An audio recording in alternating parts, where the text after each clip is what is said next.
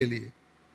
सो वैसे ही बानी में हमने उसको शब्द कह दिया, हिंदू वेदों शास्त्रों ने उसको नाद कह दिया, मुसलमान भाई साहिबान उसको कलमा कह देते हैं, ईसाई धर्म में उसको वर्ड लोगोस कह दिया गया।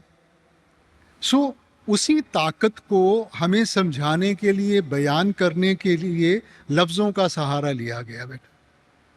मगर हमने तो अपने आप को ताकत के साथ जोड़ना है, किसी लफ्ज़ के साथ नहीं।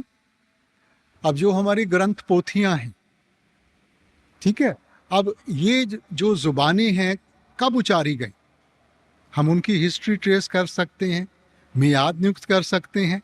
तो क्या उससे पहले शब्द नहीं था? शब्द तो वो ताकत है जिसने सृष्टि को बनाया था। सो वो किसी एक जुबान के दायरे में बंद नहीं हो सकती, वो तो इन जुबानों से, सभी चीजों से ऊपर है ना। अब ये जो ग्रंथ पोथियां हैं, ये महापुरुषों ने लिखी, ये उनकी जिंदगी का अनुभव है, उनकी जिंदगी का निचोड़ है।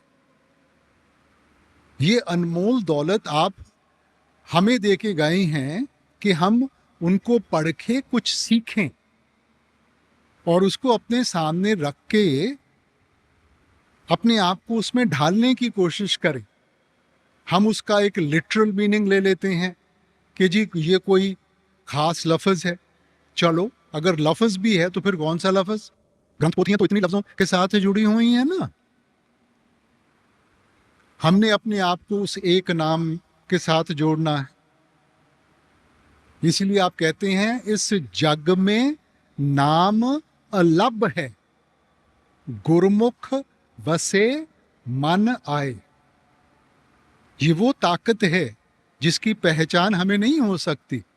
गुरमुखों की संगत में जाते हैं, वो युक्ति समझाते हैं, उस युक्ति को अपनाएंगे, ध्यान को अंतर्मुख करेंगे, तब हमें उस सच्चे शब्द की पहचान होगी। कबीर साहब की भी बानी सुनते हैं ना, कबीर आधी साख यह कोट ग्रंथ कर जान, नाम सत जग झूठ है, सुरत शब्द पहचान।